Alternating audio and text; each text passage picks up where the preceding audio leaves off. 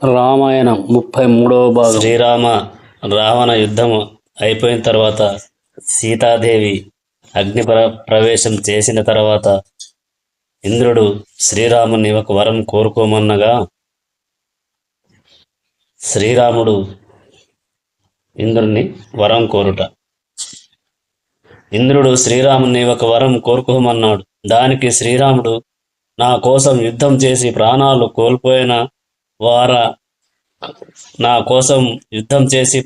కోల్పోయిన వానర వీరులందరినీ బ్రతికించు అని ఇంద్రుణ్ణి కోరగా వారందరినీ సజీవుల్ని చేశాడు ఇంద్రుడు. శ్రీరామ పట్టాభిషేకం. అయోధ్యకు ప్రయాణం. ఆ మర్నాడు పుష్పక విమానం వచ్చి ఆగింది. విభీషణుడు, వానర వీరులు పట్టాభిషేకానికి వస్తామన్నారు. అందుకు శ్రీరాముడు ఆనందించి వారందరినీ ఆహ్వానించాడు. విమానం బయలుదేరింది. దారిలో కనిపిస్తున్న వాటిని చూపిస్తూ సీతాదేవికి వివరిస్తున్నాడు. శ్రీరాముడు కొంతసేపు అయ్యాక కిష్కింధ వచ్చింది. విమానం ఆపి వానర వీరుల భార్యలను అయోధ్యకు ఆహ్వానించాడు. శ్రీరాముడు వాళ్ళంతా ఆనందంగా విమానం ఎక్కారు. అక్కడి నుంచి విమానం ఋష్యముఖ పర్వతం, పంపా సరస్సు, శబరి ఆశ్రమం, కబంధుడు మరణించిన ప్రదేశం, జనస్థానం మీదుగా చిత్రకూటం చేరుకొని భరద్వాజ ఆశ్రమం వద్ద కిందకి దిగింది. శ్రీరాముడు భరద్వాజుడికి నమస్కరించి జరిగినదంతా చెప్పి బయలుదేరాడు. ముందుగా గుహుణ్ణి కలుసుకోమని, అలాగే తాము వస్తున్నామన్న వార్త భరతునికి చెప్పమని హనుమంతుణ్ణి పంపుతూ శ్రీరాముడు, హనుమంత, నువ్వు వెళ్ళి భరతుణ్ణి జాగ్రత్తగా గమనించు. చిరకాలం రాజ్యపాలన చేసిన కారణంగా భరతునికి రాజ్యం మీద కోరిక కలిగిందేమో పసిగట్టు. ఉంటే రాజ్యం అతనికే ఇస్తాను అన్నాడు శ్రీరాముడు. అలాగే హనుమంతుడు వెళ్ళి భరతునికి అంతా చెప్పి, భరత, శ్రీరాముడు ప్రస్తుతం భరద్వాజ మహర్షి ఆశ్రమంలో విడిది చేసి ఉన్నాడు. రేపు పుష్యమి నక్షత్రం ఉన్న శుభదినంలో నువ్వు శ్రీరాముని దర్శిస్తావు అన్నాడు. ఆ వార్త విన్న భరతుడు ఆనందం పట్టలేక మూర్ఛపోయాడు. అయోధ్య పోయిన కళ తిరిగి వస్తుందా అన్నట్లుగా ముస్తాబవుతుంది.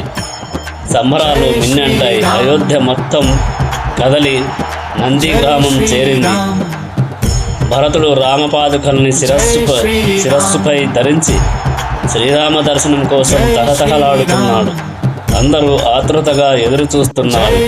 ఆకాశంలో పుష్పక విమానం కనిపించి కనువిందు చేసింది. అడుగో కౌసల్యానందనుడు, అడుగో దశరథరాముడు. జనుల ఆనంద కోలాహలం అంబరాన్ని తాకింది. శ్రీరామునికి భరతుడు వినయంగా చేతులెత్తి నమస్కరించాడు. విమానం కిందికి దిగింది. శ్రీరాముడు దిగుతూనే భరతుణ్ణి ఆప్యాయంగా కౌగిలించుకున్నాడు. భరతుడు అక్కడికి వచ్చిన వారందరికీ నమస్కరించాడు. శ్రీరాముని ఆదేశం మేరకు పుష్పక విమానం కుబేరుని దగ్గరికి వెళ్ళిపోయింది. శ్రీరామ పట్టాభిషేకం. పట్టాభిషేక మహోత్సవానికి ఏర్పాట్లు ఘనంగా జరుగుతున్నాయి. అభిషేకానికి సర్వం సిద్ధమైంది. భరతుని కోరికపై సుగ్రీవుడు వానరుల్ని పంపి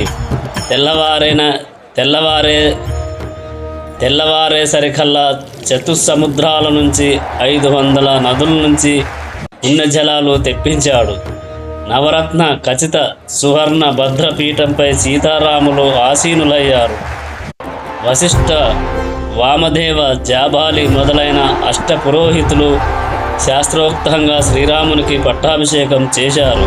అప్పుడు వశిష్ఠ మహర్షి ఇక్ష్వాకు వంశ రాజులు ధరించే విలువైన బంగారు కిరీటాన్ని తీసుకొని వచ్చి దానిని యథావిధిగా పూజించి శ్రీరాముని తలపై అలంకరింపజేశాడు. శత్రుఘ్నుడు శ్రీరామునికి గొడుగు పట్టాడు. అది చిత్రలాంఛనంగా సుగ్రీవుడు, విభీషణుడు చేరొక వైపు నిలిచి శ్రీరామునికి వింజామరలు వీస్తున్నారు. అది చామర లాంఛనం. దేవేంద్రుడు వాయుదేవుని ద్వారా శతపద్మ సువర్ణమాలికను అంటే 100 పద్మాల బంగారు దండ దేవేంద్రుడు పంపినాడు. మౌక్తిక హారాన్ని, ముత్యాల దండ బహుమాన పురస్కారంగా పంపించాడు. శుభసూచకంగా జయ జయ ధ్వానాలు అంతటా వ్యాపించాయి. గంధర్వులు పాటలు పాడారు, అప్సరసలు నాట్యం చేశారు. శ్రీరాముడు అందరికీ సాటిలేని మేటి దానాలు చేశాడు. వానరులందరికీ విలువ కట్టలేని దివ్యాభరణాలు ఎన్నింటినో బహుకరించాడు. సీతాదేవికి ప్రేమగా ఓ ముత్యాలహారం ఇచ్చాడు. ఆ హారం చంద్రకిరణ శోభతో ప్రకాశిస్తుంది. సీతాదేవి హనుమంతుడికి దివ్యమైన వస్త్రాలను, ఆభరణాలను కానుకగా ఇచ్చింది. ఆ తరువాత సీతాదేవి హనుమంతుడికి దివ్యమైన వస్త్రాలను, ఆభరణాలను కానుకగా ఇచ్చింది. ఆ తర్వాత తన మెడలోని ఒక ఆభరణాన్ని తీసి చేత్తో పట్టుకొని శ్రీరాముని వైపు చూసింది. అప్పుడు రాముడు నీకు నచ్చిన వీరునికి ఇవ్వమని చెప్పడంతో దాన్ని హనుమంతునికే ఇచ్చింది. జయ హో శ్రీరామరాజ్యం. పట్టాభిషేకం పూర్తయిన తర్వాత విభీషణుడు శ్రీరాముని దగ్గరకు సెలవు తీసుకొని శ్రీరాముని దగ్గర సెలవు తీసుకొని విభీషణుడు లంకకు వెళ్ళిపోయాడు. తర్వాత రఘుకుల మయ రత్నదీపమైన శ్రీరాముడు భరతునికి యువరాజ పట్టాభిషేకం చేశాడు. ఎన్నోసార్లు పౌండరిక వాజసేయాలు ఇంకా ఎన్నో యజ్ఞాలు చేశాడు. 100 సార్లు అశ్వమేధ యాగం కూడా చేశాడు. 10,000 సంవత్సరాలు ధర్మబద్ధంగా పరిపాలించాడు. శ్రీరామరాజ్యంలో ప్రజలందరూ దీర్ఘాయుష్కులే, ధర్మపరులే, శుభ లక్షణ శోభితులే, సత్యభాషణులే. రోగాలు లేవు, రోష్టులు లేవు, ఇతి బాధలు మచ్చుకైనా లేవు. ఎవరిని బాధించడం లేదు. ప్రజలంతా కలిసిమెలిసి జీవిస్తున్నారు. సకాలంలో వానలు కురుస్తున్నాయి. ఫల పుష్ప సమృద్ధితో చెట్లు కలకలలాడుతున్నాయి. వాయువులు హాయిగోల్చుతున్నాయి. ప్రజలందరూ తమ రాజు శ్రీరామచంద్రుని లాగానే సత్యవ్రతులు, ధర్మనిరతులు కావటమే ఇందుకు కారణం. యథా రాజా తథా ప్రజా కదా. స్త్రీలకు వైధవ్యం లేదు. ప్రజలకు క్రూర మృగాల బాధలు లేవు. దొంగ భయము అస్సలే లేదు. అనర్థాల అలికిడి లేదు. పెద్దలు జీవించి ఉండగా పిల్లలు మరణించడము లేదు. అందరూ సంతాన సమృద్ధితో, ఆరోగ్య భాగ్యాలతో జీవిస్తూ వర్ధిల్లుతున్నారు. అన్ని వర్ణాల వారు తమ తమ కర్మలను నిష్ఠగా ఆచరిస్తున్నారు. ఎవరికి ఏ లోటు లేదు. శ్రీరామరాజ్యం నిత్య కళ్యాణం పచ్చ తోరణంగా విలసిల్లుతుంది. అందరి నోట ఒకే మాట, అది రామ రామ రామ శ్రీరామ. అంతా రామమయమే అయిపోయింది. కష్టమంటే ఏమిటో తెలియకుండా శ్రీరామరాజ్యం ప్రజలను కంటికి రెప్పలా కాపాడుతుంది. అలా కొన్ని వేల సంవత్సరాలు గడిచిపోయాయి. వాల్మీకి మహర్షి రచించిన ఈ శ్రీరామాయణ కావ్యాన్ని చదివి అందులో ఉన్న ధర్మాల్ని ఆచరణలో పెట్టుకున్న వారికి కీర్తి లభిస్తుంది. ఆ ఆయురార్థం పెరుగుతుంది. రాజులకైతే విజయం తథ్యం. ఈ కావ్యాన్ని చదివిన వారికి సమస్త పాపాలు తొలగిపోయి పుణ్యం లభిస్తుంది. శ్రీరామ పట్టాభిషేకం వరకు శ్రీరామ కథను విన్నవారికి సర్వఫలాలు సిద్ధిస్తాయి. పుత్రులు కావాలనుకునే వారికి పుత్రులు కలుగుతారు. ధనం కావాలనుకునే వారికి ధనం లభిస్తుంది. రాజు భూమిని జయిస్తాడు. శత్రు సంహారం గావిస్తాడు. కౌసల్యామిత్ర కైకేయిలాగా ఈ కావ్యం విన్న స్త్రీలు పుత్ర పౌత్రులతో సదా ఆనందంతో వర్ధిల్లుతారు. అత్యంత విశ్వాసంతో చిత్తక్రోధులై ఈ కావ్యం చదివిన వారికి కష్టాలు తొలగిపోతాయి. ఈ కావ్యం చదివిన వాళ్ళు ప్రవాసాంతంలో బంధువులతో కలిసి ఆనందంగా ఉంటారు. శ్రీరామాయణం చదివిన వారికి ఆ అప్రమేయుడైన శ్రీరాముడు కోరిన వరాలను ప్రసాదిస్తాడు. దేవతలు సంప్రీతులవుతారు. ఇంట్లో ఉన్న దుష్ట గ్రహాల పీడ తొలగిపోతుంది. అమూలాగ్రహం శ్రీరామాయణం పఠించిన వారికి సమస్త ఐశ్వర్యాలు పుత్రలాభం కలుగుతుంది. ఎంత మాత్రము సంశయం లేదు. దీనిని చదివిన వారి పట్ల దశరథాత్మజుడు సంప్రీతుడై ఉంటాడు. కాబట్టి ఓ జనులారా, ఈ శ్రీరామాయణం గురించి అడిగిన వారికి నిర్భయంగా దృఢ విశ్వాసంతో చెప్పండి. మీకు క్షేమం కలుగుతుంది, విష్ణు బలం వృద్ధి పొందుతుంది. శ్రీరామాయణం పఠించిన విన్నా దేవతలు అనుగ్రహిస్తారు. దీర్ఘాయువు, ఆరోగ్యము, కీర్తి, సోదర ప్రేమ, సుదీర్ఘ సద్బుద్ధి కలుగుతాయి. పితృదేవతలు సంతోషిస్తారు. శ్రీరామాయణాన్ని భక్తిపూర్వకంగా రచించిన వారికి స్వర్గం లభిస్తుంది.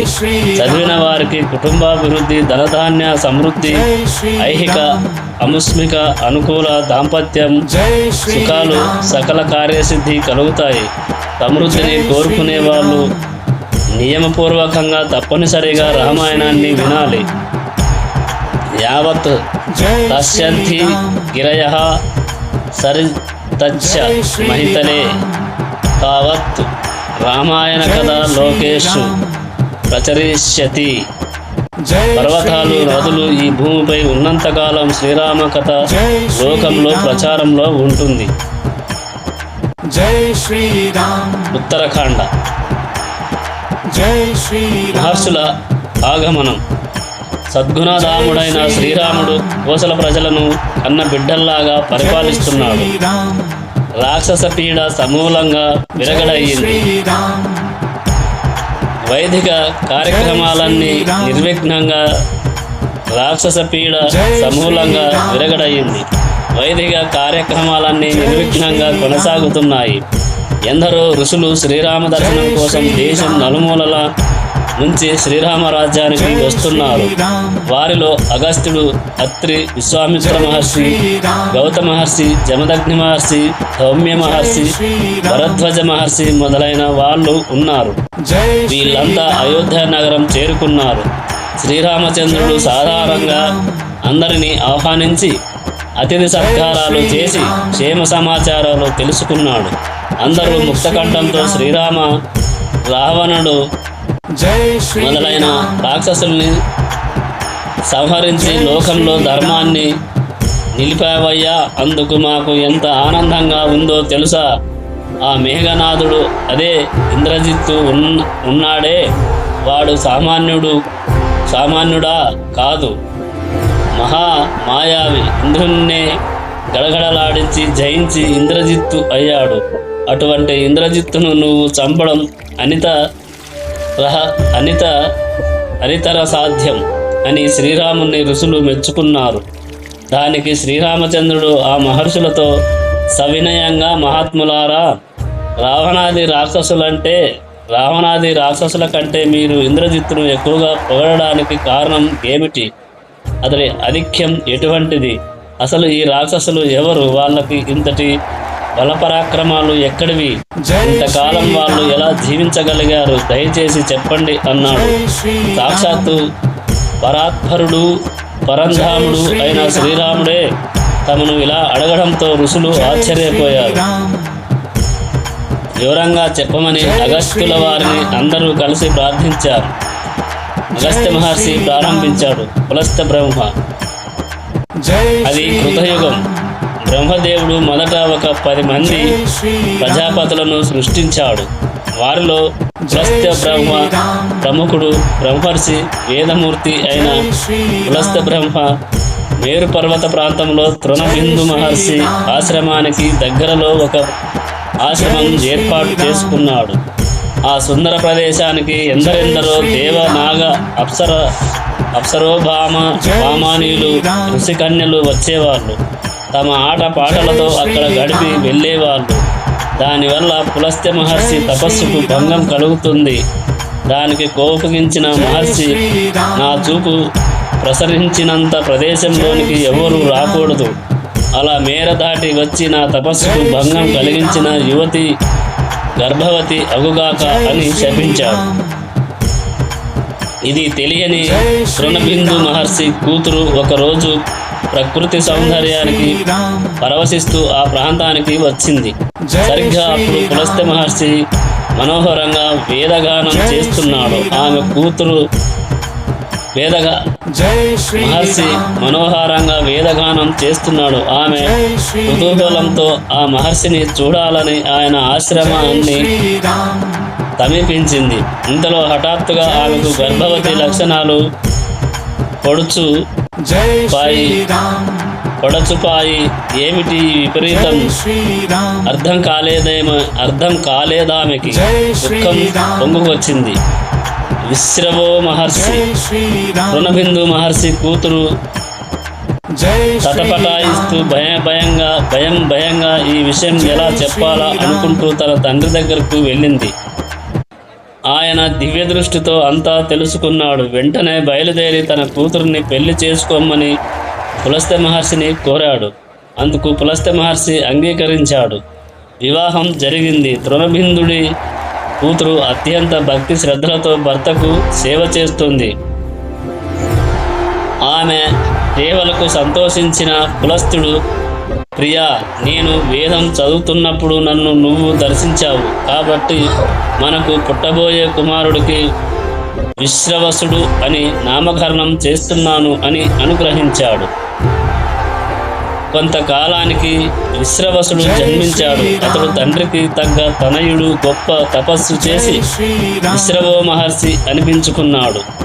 అతడి తపస్సుకు ముచ్చటపడి భరద్వాజ మహర్షి తనంతట తానుగా ఒక కూతురునిచ్చి వివాహం జరిపించాడు. వైశ్రవణుడు భరద్వాజుడి కూతురు సంతానం కావాలనుకుంది. అది తెలుసుకున్న విశ్రవసుడు ఆమెకు పుత్రుణ్ణి అనుగ్రహించాడు. అతడు పుట్టిన వేళ విశేషాలను బట్టి అతడు సర్వలోకాలకు ధనపతి అవుతాడని తెలుసుకొని ఆ దంపతులు ఎంతగానో ఆనందించారు. వైశ్రవణుడు అని పేరు పెట్టుకొని మురిపెంగా పెంచుకున్నారు. వైశ్రవణుడు సుదీర్ఘకాలం తపస్సు చేశాడు. బ్రహ్మదేవుడు మెచ్చి ఇంద్రాది దేవతలతో వచ్చి వరం కోరుకోమన్నాడు. అప్పుడు వైశ్రవణుడు, దేవా, నేను ధనాధిపతినై లోకపాలకునయ్యేలా అనుగ్రహించు అన్నాడు. అప్పుడు బ్రహ్మదేవుడు, ఓహో, నేను నలుగురు లోకపాలకుల్ని సృష్టించాలనుకున్నాను. ఇప్పటికే ఇంద్ర, యమ, వరుణులు ఉన్నారు. 3 పూర్తయ్యారు. ఇక నువ్వే ఆ 4వ వాడివి. ఇంతేకాదు, నువ్వు ధనాధిపతివి కూడా అవుతావు అని వరం ఇచ్చాడు. దానితో పాటు ఒక అద్భుతమైన విమానాన్ని కూడా బ్రహ్మదేవుడు వైశ్రవణుడికి బహుమానంగా ప్రసాదించాడు. దీనిని అధిరోహించి సూర్యుడితో సమానమైన తేజస్సు కలవాడివై యథేచ్ఛగా విహరించు. ఇది పుష్పక విమానంగా లోకంలో ప్రసిద్ధికెక్కుతుంది అని ఆశీర్వదించాడు. తర్వాత వైశ్రవణుడు తనకు తగిన నివాసాన్ని సూచించమని తన తండ్రిని వేడుకున్నాడు. అప్పుడు ఆయన లంకా నగరం గురించి ఇలా చెప్పడం మొదలుపెట్టాడు.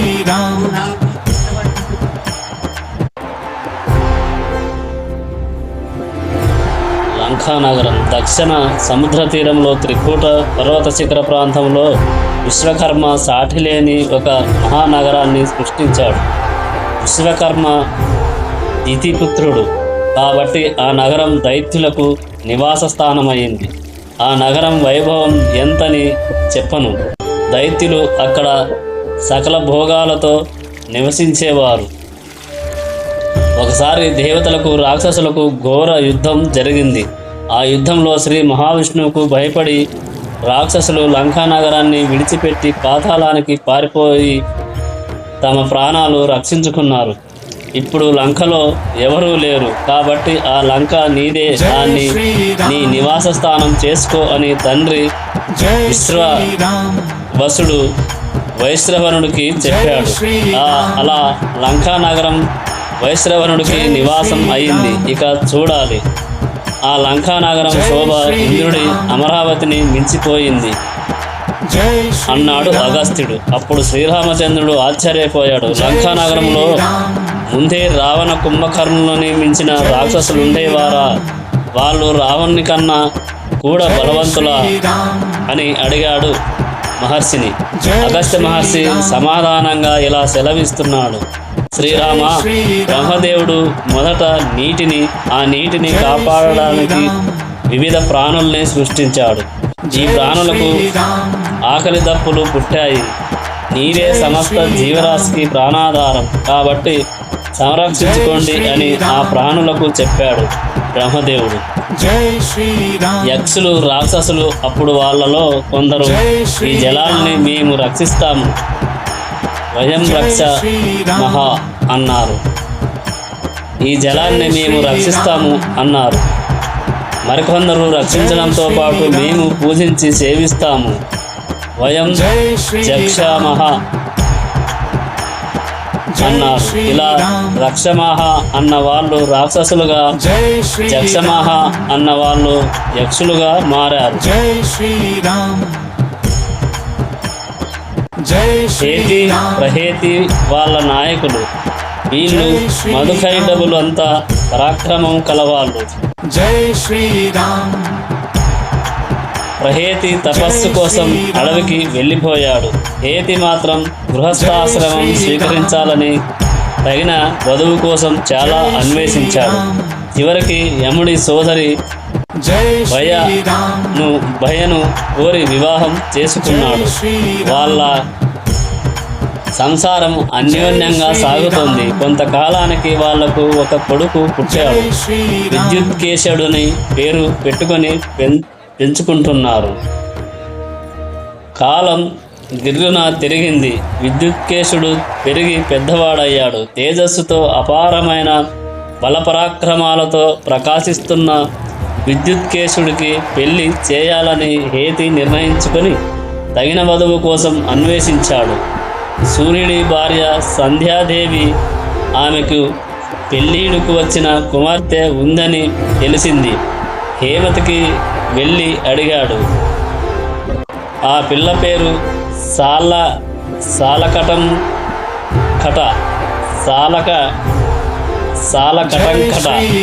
ఆ పిల్ల పేరు. తల్లిలాగానే ఆ పిల్ల కూడా తేజస్విని. సంధ్యాదేవి ఒప్పుకుంది. తన కూతురును విద్యుత్కేశుడికి ఇచ్చి పెళ్లి చేసింది. నూతన దంపతులు ఆనందంగా కాపురం చేస్తున్నారు. కొన్నాళ్లకు కటంకట గర్భం ధరించింది. ఆ గర్భము ఆమెకు ఇష్టం లేదు, కానీ తప్పదు కదా.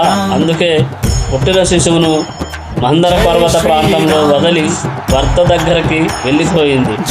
ఆ శిశువు ఆకలికి తాళలేక పెద్దగా ఏడుస్తున్నాడు. అదే సమయంలో పార్వతీ పరమేశ్వరులు నందివాహనంపై విహరిస్తూ అటువైపే వచ్చారు. ఆ శిశువు రోదన విన్నారు. శివునికి చెప్పలేనంత జాలి కలిగింది. నందివాహనం దిగివచ్చి ఆ పిల్లవాడిని ఎత్తుకుని పార్వతికి ఇచ్చి, వీణ్ణి నీ పుత్రునిలాగా చూసుకో అని కోరాడు. శివుడు వాణ్ణి సత్వరం యౌవనవంతుణ్ణి చేసి సుకేశుడు అని పేరు పెట్టి కామ గమనం గల ఒక విమానం, దానితో పాటు దివ్యత్వం కూడా ఇచ్చి కరుణించాడు.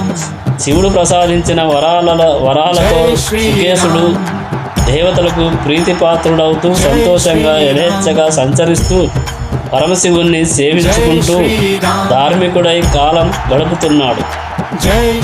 అతడిలో రాక్షస ప్రవృత్తి ఏ కోశానా లేదు. సుకేశుడి గురించి విన్నాడు. గ్రామాని అనే ఒక గంధర్వుడు తన కూతురు దేవవతిని ఇచ్చి పెళ్లి చేశాడు. కొంతకాలానికి దేవవతి సుకేశులకు మాల్యవంతుడు, సుమాలి, మాలి అనే ముగ్గురు క్రూరులైన కొడుకులు పుట్టారు. ఈ ముగ్గురిలో ఏ ఒక్కరికి తాత తండ్రుల మంచి లక్షణాలు ఒక్కటి రాలేదు. ముగ్గురే లోక కంటకులుగా మారారు. తమ తండ్రికి శివానుగ్రహం ఉందని తెలుసుకొని తాము కూడా లోకాన్ని శాసించాలని బ్రహ్మదేవుణ్ణి గూర్చి ఘోర తపస్సు చేసి వరాలను పొందారు. ఆ వరగర్వంతో వాళ్ళు పెట్టే హింసలకు తాళలేక దేవతలంతా పరమశివునికి మొరపెట్టుకున్నారు. అప్పుడు శివుడు, వాళ్ళ తండ్రి నా అనుగ్రహానికి పాత్రుడు కాబట్టి వాళ్ళను నేను చంపలేను, మీరు వెళ్ళి శ్రీ మహావిష్ణువును శరణు వేడండి అన్నాడు. దేవదానవ యుద్ధం. అప్పుడు దేవతలందరూ శ్రీ మహావిష్ణువును దర్శించుకొని, లోకరక్షక, రాక్షస సంహారక, నీవు తప్ప మాకు వేరే గతి లేదు అని శరణు వేడారు. వైకుంఠవాసుడు వాళ్లకు అభయమిచ్చాడు. ఈ వార్త ఆ రాక్షసులు ముగ్గురికి తెలిసింది. దేవతలపై కక్షగట్టి దేవలోకంపై దండెత్తి వచ్చారు. అశేషమైన రాక్షస సేనతో దేవలోకాన్ని ముట్టడించారు. రాక్షసులు అలా ముట్టడించేసరికి ఏం చెయ్యాలో దిక్కుతోచని దేవతలు శ్రీమన్నారాయణుడి దగ్గరకు దూతలను పంపారు. శ్రీ మహావిష్ణువు తానే స్వయంగా రాక్షస సంహారానికి యుద్ధభూమికి కదలి వచ్చాడు. దేవసురులకు ఘోర యుద్ధం జరిగింది. పర్వతం మీద కుంభవర్షం కురిసినట్లు విష్ణుమూర్తి మీద రాక్షసులు బాణవర్షం కురిపించారు. అప్పుడు శ్రీ మహావిష్ణువు తన పాంచజన్యాన్ని పూరించాడు. గరుడవాహనంపై పంచాయుధాలు ధరించి విజృంభించాడు. ఎందరో రాక్షస వీరుల్ని నేలకూల్చాడు. పాంచజన్యం పూరించిన శబ్దానికే చాలామంది రాక్షసులు గుండె పగిలి చచ్చారు. కొంతమంది లంకానగరానికి పారిపోయారు. మాలి మాత్రం మరింత దర్పంతో శ్రీ మహావిష్ణువును ఎదుర్కొన్నాడు. భీకరంగా పోరాటం సాగించాడు. చివరికి శ్రీ మహావిష్ణువు ప్రయోగించిన సుదర్శన చక్రానికి అసువులు బాశాడు. అది చూసిన మాల్యవంతుడు, సుమాలి తమ అనుచరణగణంతో సహా లంకకు పారిపోయారు. కానీ శ్రీ మహావిష్ణువు వాళ్ళను వదల్లేదు, వెంటాడాడు. బ్రతుకుజీవుడా అంటూ రాక్షసులు అక్కడి నుండి పారిపోయి పాతాళంలో తలదాచుకున్నారు. కుబేరుడి లంకావాసం. అందువల్ల ఇప్పుడు లంకానగరంలో ఎవరూ లేరు. తన తండ్రి ఆదేశంతో కుబేరుడు వైశ్రవణుడు. కుబేరుడు అక్కడ తన నివాసాన్ని ఏర్పరచుకున్నాడు. కొంతకాలం గడిచింది. సుమాలి తన పుత్రికతో కలిసి పాతాళం నుంచి బయటకు వచ్చి ఆమెకు తగిన వరుడిని అన్వేషిస్తుంటే ఒకరోజు పుష్పక విమానంలో వైభవంగా విహరిస్తున్న కుబేరుడు అతని కంట పడ్డాడు. కుబేరుణ్ణి ఇలా చూసేసరికి సుమాలికి తమకు జరిగిన అవమానం, పోయిన ఐశ్వర్యం అన్నీ గుర్తుకు వచ్చాయి. దుఃఖం కమ్ముకొచ్చింది. తాము అలా పాతాళంలోనే మగ్గిపోతే తన కూతురికి తగిన వారిని ఎలా వెదకటం? అందుకే తన కూతురు కైకసిని పిలిచి, అమ్మా, ఈడొచ్చిన ఆడపిల్ల తండ్రి పడే తపన నీకు తెలియదు. నువ్వు చక్కని చుక్కవి కాబట్టి నువ్వు అంగీకరిస్తావో లేదో అని నిన్నడగటానికి నా దగ్గరకెవరు రావటం లేదు. అది అలా ఉంచు. చూస్తున్నావు కదా ఈ కుబేరుడి వైభవం. ఆ టీవీ చూడు. పులస్త్య బ్రహ్మ వంశంలో పుట్టినందువల్లనే వాడు ధనాధిపతి అయ్యాడు, లోకపాలకుడు అయ్యాడు. అందుకే వాడికి ఆ నిక్కు, ఆ టెక్కు. కాబట్టి నువ్వు కూడా పులస్త్య బ్రహ్మ కుమారుడైన విశ్రవో బ్రహ్మను ఆశ్రయించు. నీ కడుపున ఈ కుబేరుణ్ణి పరాభవించగలవాడు పుట్టాలి. వాడి కోసం నేను ఎదురు చూస్తున్నాను అన్నాడు. తండ్రి మాట విన్న కైకసి వెంటనే విశ్రవసు మహర్షి దగ్గరకు వెళ్ళింది. సిగ్గుపడుతూ ఆయన సమక్షంలో నిలిచింది. ఆమె ఎవరో, ఆమె కోరిక ఏమిటో ఆ మహర్షికి అర్థమయ్యింది. నిషిద్ధ సమయంలో వచ్చింది. అది పుత్రవాంఛతో విశ్రవో బ్రహ్మ విభ్రాంతుడయ్యాడు. ఇది దైవ సంకల్పం. ఆమెను నిరాకరించటం ధర్మం కాదు అని భావించి ఆమెతో ఇలా అన్నాడు. కైకసి, నీకు ధర్మ విరోధులు, క్రూరులు అయిన తనయులు కలుగుతారు మరి అని ఆమెను హెచ్చరించాడు. ఆ మాటలకు ఆమెకు నోట మాట రాలేదు. మహానుభావ, నీలాంటి గొప్ప పుత్రులను కోరి నేను వస్తే నాకు ఇదా రాసిపెట్టి ఉన్నది అంటూ బాధపడింది. దానికి విశ్రవో బ్రహ్మ, మళ్ళీ చింతించకు కైకసి, నీకు 3 కొడుకులు పుడతారు. అయితే వారిలో చివరివాడు నువ్వు కోరుకున్నట్లుగా ధార్మికుడు అవుతాడులే అని ఆమెను ఊరడించి తన భార్యను చేసుకున్నాడు. రావణుడు అతడి తమ్ముళ్ళు. విశ్రవో బ్రహ్మ సెలవిచ్చినట్లే ఆమెకు రావణుడు, కుంభకర్ణుడు, విభీషణుడు అనే 3 కుమారులు జన్మించారు. రావణుడు, కుంభకర్ణుడు చిన్ననాటి నుంచే ముని ఆశ్రమాలను ధ్వంసం చేయటం, ఋషులను పీడించటం మొదలుపెట్టారు. విభీషణుడు మాత్రం అలా కాదు. శాంతం, తత్పరత, వేదాధ్యయనంపై శ్రద్ధతో మసులుకుంటున్నాడు. కాలం గడుస్తోంది. ఒకరోజు పుష్పక విమానంపై తండ్రిని చూడడానికి వచ్చిన కుబేరుని చూపిస్తూ కైకసి దశకంఠుడితో, చూడు, నీ సోదరుడు ఏమా వైభవం, ఏమా దివ్య తేజస్సు, నువ్వు కూడా అంతటి వాడివి కావాలి అంది. దానికి రావణుడు, అమ్మా, కుబేరుణ్ణి మించిన ధనవంతుణ్ణి, బలవంతుణ్ణి, కీర్తిమంతుణ్ణి అవుతాను. ఇతడు ఒక్క దిక్కుకు మాత్రమే అధిపతి. చూస్తూ ఉండు, నేను అన్ని లోకాలను వశం చేసుకుని బహులోక పాలకుణ్ణి అవుతాను అన్నాడు. తల్లికి ఎంతో సంతోషం కలిగింది.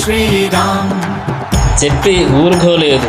రావణుడు తన సోదరులతో సహా గోకర్ణ క్షేత్రానికి వెళ్ళి అక్కడ చాలా కాలం బ్రహ్మదేవుణ్ణి గూర్చి ఘోర తపస్సు చేశాడు. ముగ్గురే, ఆహారం లేదు. పంచాగ్ని మధ్య నిల్చొని తపస్సు చేశారు. జడివానలలో తపస్సు చేశారు. మంచి చలికాలంలో కంఠంలోతు నీళ్లలో నిలబడి మరీ తపస్సు కొనసాగించారు. విభీషణుడు మాత్రం వేద పురుషుణ్ణి ధ్యానిస్తున్నాడు.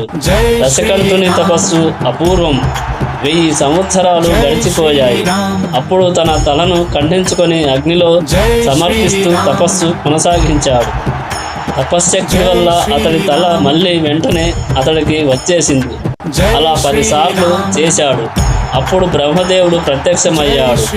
రావణుడు నమస్కరించి, మహాత్మా, సమస్త ప్రాణులు నిత్యం మరణ భీతితో తల్లడిల్లిపోతాయి. ఒక్క చావుకి తప్ప ఇంకా దేనికి ఇంతగా భయపడవు. ఈ లోకంలో మృత్యువుతో సమానమైన శత్రువు లేనే లేదు. కాబట్టి నాకు మరణం అన్నదే లేకుండా వరం ప్రసాదించు అని ప్రార్థించాడు. దానికి బ్రహ్మదేవుడు, దశగ్రీవా, పూర్తిగా అమరత్వం ఇవ్వడం అసాధ్యం. కాబట్టి నువ్వు మరో కోరిక కోరుకో అన్నాడు. సుర, గరుడ, ఉరగ, యక్ష, రాక్షస, సిద్ధ, చారణ, కిన్నెర, కింపురుషులు మొదలైన దేవతాగణాల్లో ఎవరి వల్ల తనకు మరణం రాకుండా వరం కోరుకున్నాడు. రావణుడు, మానవులు అతడి లెక్కలో లేరు. వాళ్ళు తనను చంపలేరన్నది అతడి ధీమా. అందుకే మానవుల ఊసు ఎత్తటం కూడా తనకు అవమానంగా భావించాడు. ఆ తర్వాత బ్రహ్మదేవుడు కుంభకర్ణుడికి వరాలు ఇవ్వటానికి బయలుదేరాడు. అప్పుడు దేవతలు భయభ్రాంతులైపోయారు. కుంభకర్ణుడు మహాక్రూరుడు. ఇప్పటికే ఎందరినో పట్టణ పెట్టుకున్నాడు. ఇప్పుడు వీడు ఏం కోరతాడో వాటిని బ్రహ్మదేవుడు ప్రసాదిస్తే ఇక అంతే సంగతులు. గజగజ వణికిపోతూ బ్రహ్మదేవుడి దగ్గరకు వచ్చి మొరపెట్టుకున్నారు. అప్పుడు బ్రహ్మదేవుడు సరస్వతిని పిలిచి, దేవి, ఆ కుంభకర్ణుడు వరాలు కోరేటప్పుడు వాడు బుద్ధి పనిచేయకుండా చేయాలి. వాడు కోరుకునే వరాలు లోకానికి అపకారం కలిగించకూడదు. అటువంటి వరాలను వాడు కోరుకునేట్టు నువ్వే చూడాలి సుమా అన్నాడు. తత్ఫలితంగా కుంభకర్ణుడు, బ్రహ్మదేవా, నేను అనేక సంవత్సరాల పాటు ఎక్కువగా నిద్రపోయేటప్పుడు వరాన్ని అనుగ్రహించు, అదే నా కోరిక అన్నాడు. బ్రహ్మదేవుడు తదాస్తు అని వెళ్ళిపోయాడు. విభీషణుడి తపస్సుకు మెచ్చిన బ్రహ్మదేవుడు ప్రత్యక్షమై, నాయనా విభీషణ, నువ్వు ధర్మాన్ని ఆచరించేవాడివి. నీ బుద్ధి ఎప్పటికీ ధర్మ మార్గాన్ని విడిపోదు. నీ తపోదీక్షకు నేను ఆనందించాను. ఏదైనా వరం కోరుకో అన్నాడు. దానికి విభీషణుడు, బ్రహ్మదేవా, నేను ఎన్ని కష్టాలు పడినా సరే ధర్మాన్ని విడిచిపెట్టకుండా ఉండేటట్టు అనుగ్రహించు. అలాగే నేను బ్రహ్మాస్త్రం ఎలా ప్రయోగించాలో నేర్చుకోలేదు. అయినా ఆ అస్త్ర మంత్రాలు నాకు స్ఫురించేటట్టు చెయ్యి. బ్రహ్మచర్యం మొదలైన ఆశ్రమాలలో నా బుద్ధి ఎల్లప్పుడూ ధర్మబద్ధంగా ఉండేటట్టు, నా విద్యుక్త ధర్మాన్ని నేను నిత్యం పాటించేటట్టు అనుగ్రహించు. ఎట్టి పరిస్థితుల్లోనూ మంచి నడవడిక, ధర్మబుద్ధి నన్ను విడిచిపెట్టకూడదు. నా దృష్టిలో ఇవే గొప్ప వరాలు. ఎందుకంటే ధర్మాత్ములకు ఏది దుర్లభం కాదు. ప్రసాదించు అని వరం కోరుకున్నాడు. తదాస్తు అన్నాడు బ్రహ్మదేవుడు. ఆ తర్వాత అన్నదమ్ములు తమ తండ్రి తపోవనం చేరారు. మిగతాది రేపటి వీడియోలో తెలుసుకుందాం. జై శ్రీరామ్.